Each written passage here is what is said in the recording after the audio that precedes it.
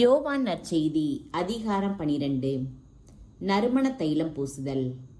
பாஸ்கா விழாவுக்கு 6 நாள்களுக்கு முன்பு இயேசு பெத்தானியாவுக்கு சென்றார். அங்குதான் இயேசு லாசரை உயிர்த்தெழ செய்தார். அங்கு அவருக்கு விருந்து அளிக்கப்பட்டது. மார்த்தா உணவு பரிமாறினார். இயேசுவோடு பந்தியில் அமர்ந்திருந்தவர்களுடன் லாசரும் இருந்தார்.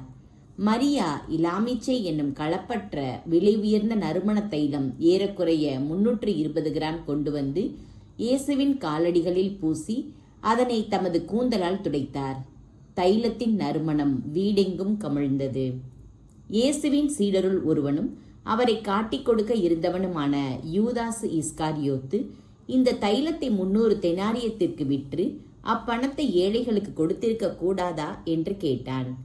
ஏழைகள் பால் கொண்டிருந்த அக்கறையினால் அல்ல, மாறாக அவன் ஒரு திருடனாய் இருந்ததால்தான் இப்படி கேட்டான். பணப்பை அவனிடம் இருந்தது. அதில் போடப்பட்ட பணத்திலிருந்து அவன் எடுத்துக் கொள்வதுண்டு. அப்போது இயேசு, மரியாவை தடுக்காதீர்கள், என் அடக்க நாளை முன்னிட்டு அவர் இதை செய்யட்டும். ஏழைகள் உங்களோடு என்றும் இருக்கிறார்கள், ஆனால் நான் உங்களோடு என்றும் இருக்கப் போவதில்லை என்றார். லாசரை கொலை செய்ய திட்டம். இயேசு அங்கு இருப்பதை அறிந்த யூதர்கள் பெரும் திரளாய் வந்தார்கள். அவர்கள் இயேசுவை முன்னிட்டு மட்டுமல்ல, அவர் உயிர்த்தெழ செய்திருந்த லாசரை காண்பதற்காகவும் வந்தார்கள். ஆதலால் தலைமை குருக்கள் லாசரையும் கொன்றுவிட திட்டமிட்டார்கள். ஏனெனில் லாசரின் காரணமாக யூதர்களிடமிருந்து பலர் விலகி இயேசுவிடம் நம்பிக்கை கொண்டனர். இயேசு வெற்றி ஆர்ப்பரிப்போடு எருசலேமில் நுழைதல். மறுநாள் திருவிழாவிற்கு பெரும் திரளாய் வந்திருந்த மக்கள் இயேசு எருசலேமுக்கு வருகிறார் என்று கேள்வியுற்று குறுத்தோலைகளை பிடித்து கொண்டு அவருக்கு எதிர்கொண்டு போய், ஓசன்னா, ஆண்டவரின் பெயரால் வருகிறவர் போற்ற பெறுக, இஸ்ரேலின் அரசர் போற்ற பெறுக என்று சொல்லி ஆர்ப்பரித்தனர். இயேசு ஒரு கழுதை குட்டியை கண்டு அதன் மேல் ஏறி அமர்ந்தார். மகளே சீயோன், அஞ்சாதே, இதோ உன் அரசர் வருகிறார், கழுதை குட்டியின் மேல் ஏறி வருகிறார் என்று மறைநூலில் எழுதியுள்ளதற்கேற்ப அவர் இவ்வாறு செய்தார். அந்நேரத்தில் அவருடைய சீடர்கள் இச்செயல்களின் பொருளை புரிந்து கொள்ளவில்லை. அவரை பற்றி மறைநூலில் எழுதப்பட்டிருந்தவாறே இவை அனைத்தும் நிகழ்ந்தன என்பது இயேசு மாட்சி பெற்ற பிறகே அவர்கள் நினைவுக்கு வந்தது. இறந்து கல்லறையில் வைக்கப்பட்டிருந்த லாசரை இயேசு கூப்பிட்டு உயிர்த்தெழ செய்தபோது அவரோடு இருந்த மக்கள் நடந்ததை குறித்து சான்று பகர்ந்தனர். இயேசு இந்த அரும் அடையாளத்தை செய்தார் என்று கேள்வியுற்றதால் மக்கள் திரளாய் அவரை எதிர்கொண்டு சென்றார்கள். இதை கண்ட பரிசேயர், பார்த்தீர்களா, நம் திட்டம் எதுவும் பயனளிக்கவில்லை, உலகமே அவன் பின்னே போய்விட்டது என்று தங்களிடையே பேசிக்கொண்டார்கள். கிரேக்கர்கள் இயேசுவை காண விரும்புதல். வழிபாட்டுக்காக திருவிழாவிற்கு வந்தோருள் கிரேக்கர் சிலரும் இருந்தனர். இவர்கள் கலிலேயாவிலுள்ள பெத்சாய்தா ஊரைச் சேர்ந்த பிலிப்பிடம் வந்து, ஐயா, இயேசுவை காண விரும்புகிறோம் என்று கேட்டுக்கொண்டார்கள். பிலிப்பு அந்திரேயாவிடம் வந்து அது பற்றி சொன்னார். அந்திரேயாவும் பிலிப்பும் இயேசுவிடம் சென்று அதை அறிவித்தனர். இயேசு அவர்களை பார்த்து, மானிட மகன் மாட்சி பெற வேண்டிய நேரம் வந்துவிட்டது. கோதுமை மணி மண்ணில் விழுந்து மடியாவிட்டால் அது அப்படியே இருக்கும். அது மடிந்தால்தான் மிகுந்த விளைச்சலை அளிக்கும் என உறுதியாக உங்களுக்கு சொல்கிறேன். தமக்கென்றே வாழ்வோர் தம் வாழ்வை இழந்து விடுவர். இவ்வுலகில் தம் வாழ்வை பொருட்டாக கருதாதோர் நிலை வாழ்வுக்கு தம்மை உரிமையாக்குவர். எனக்கு தொண்டு செய்வோர் என்னை பின்பற்றட்டும். நான் இருக்கும் இடத்தில் என் தொண்டரும் இருப்பர். எனக்கு தொண்டு செய்வோருக்கு தந்தை மதிப்பளிக்கிறார் என்றார். மானிட மகன் உயர்த்தப்பட வேண்டும். மேலும் இயேசு, இப்போது என் உள்ளம் கலக்கமுற்றுள்ளது.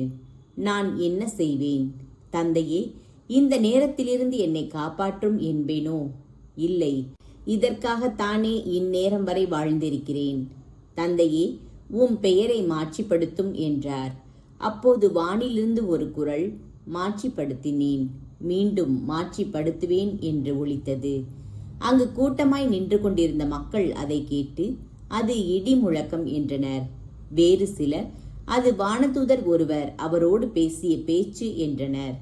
இயேசு அவர்களை பார்த்து, இக்குரல் என் பொருட்டு அல்ல, உங்கள் பொருட்டே ஒலித்தது. இப்போதே இவ்வுலகு தீர்ப்புக்குள்ளாகிறது. இவ்வுலகின் தலைமகன் வெளியே துரத்தப்படுவான்.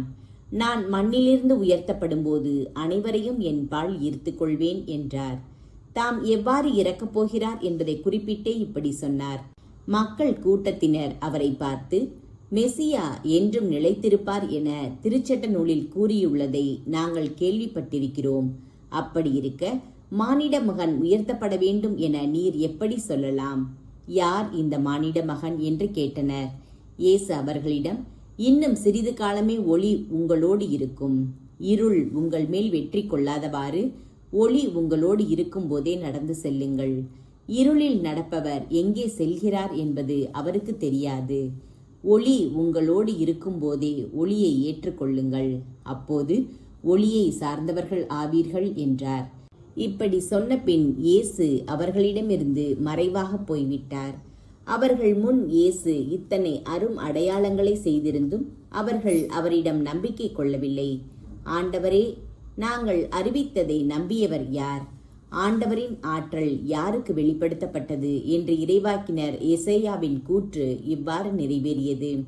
அவர்கள் கண்ணால் காணாமலும் உள்ளத்தால் உணராமலும் மனம் மாறி குணமாகாமலும் இருக்கும்படி அவர்களுடைய கண்ணை மூட செய்தார், உள்ளத்தை மழுங்க செய்தார் என்பது அவர்களால் நம்ப முடியாத காரணத்தை விளக்கும் எசேயாவின் இன்னொரு கூற்று.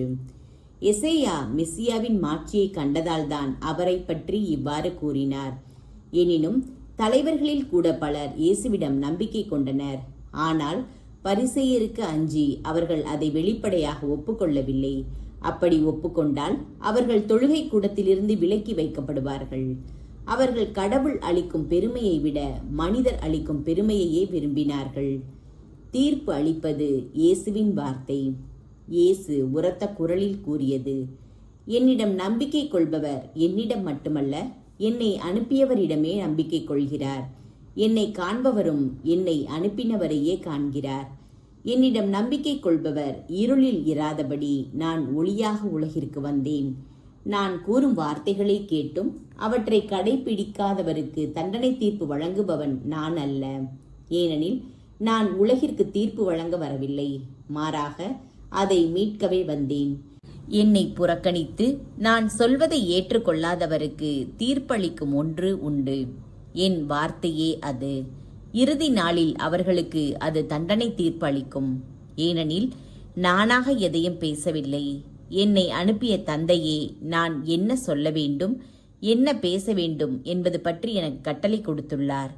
அவருடைய கட்டளை நிலை வாழ்வு தருகிறது என்பது எனக்கு தெரியும். எனவே நான் சொல்பவற்றையெல்லாம் தந்தை என்னிடம் கூறியவாறே சொல்கிறேன்.